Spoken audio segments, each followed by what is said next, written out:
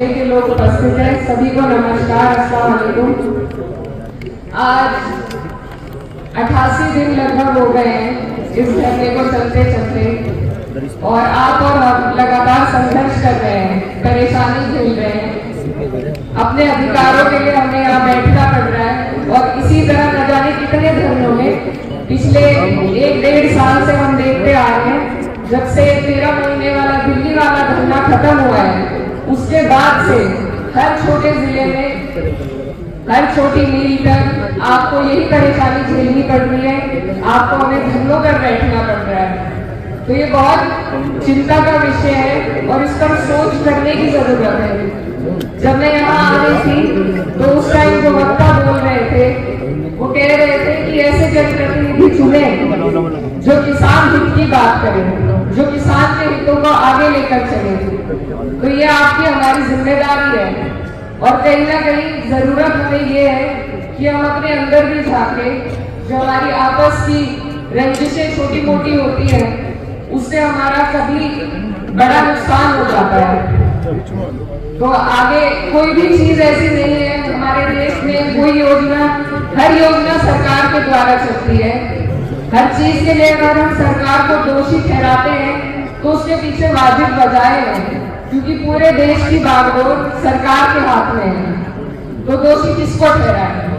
कोई विभाग ऐसा नहीं है जो सरकार से अलग हटकर काम कर सके। तो इसीलिए जिम्मेदारी और सारी गलतियां इसी सरकार की है। इस सरकार का हर व्यक्ति इसमें शामिल है।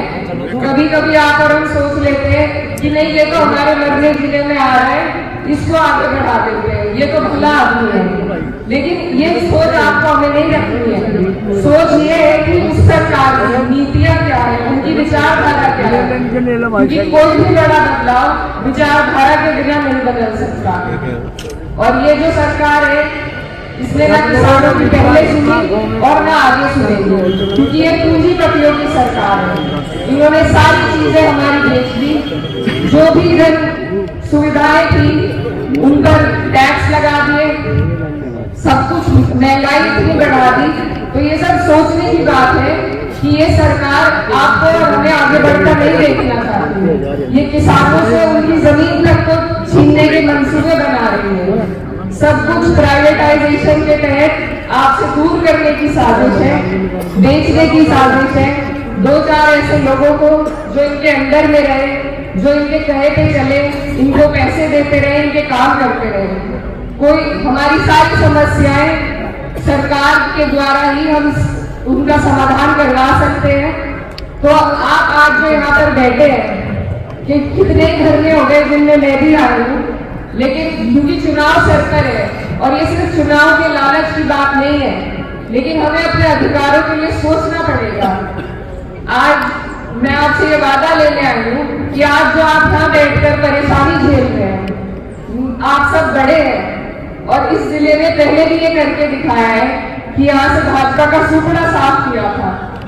और इस बार भी मुझे आपसे यही वादा चाहिए कि आज भी इस मजबूरी को, इस परेशानी को आप चुनाव वाले भी नहीं भूलेंगे। यहाँ पे हो सकता है कुछ लोग भाजपा के भी बैठे हो, आज उन्हें भी सोचने की जरूरत है कि जब तक सरकार और उसकी विचारधारा और उसकी नीतियों को हम बदलने का काम नहीं करेंगे तो हमारा कोई समाधान नहीं हो पाएगा। हमें हर बार इसी तरह बैठना पड़ेगा, और कई बार बैठने के बाद तो मील वाले भी ध्यान देना छोड़ देते हैं, जो आज हो रहा है। और मेरी आप सबसे ये भी गुजारिश है, वैसे मैं छोटी हूँ आपसे, लेकिन जो हमारे आपस की गुटबाजियां हो जाती है, धरने में भी हो जाती है, ये एक बड़ी समस्या है, हम सबकी समस्या है। तो इसमें ये गुटबाजी छोड़कर हम सब अगर एकजुट होकर इनका सामना करें तो मुझे लगता है कि हम इनको बिल्कुल घुटनों में ले आएंगे। लेकिन कुछ कमी आपकी भी है, आप सबसे गुजारिश है कि उन पर ध्यान दें। और यहाँ पर मौजूद सभी मेरे बड़े बुजुर्गों की तरफ से मैं श्री अभय चौटाला जी का धन्यवाद करना चाहती हूँ कि उन्होंने आकर हमारे लोगों का प्रोत्साहन किया, इस धरने को एक नई ऊर्जा देने का काम किया। और ये एक ऐसे परिवार से आते हैं जिन्होंने हरियाणा में किसान हितों की सरकार कई वर्ष तक चला दी, और जब तक वो चलती रही तो किसानों की बात हमेशा आगे बढ़कर उठती रही हर स्तर पर। लेकिन आज जो परेशानियां हम झेल रहे हैं वो इन्हीं वजह से है कि हमारे लोग कहीं ना कहीं भाजपा को भी समर्थन करने लगे।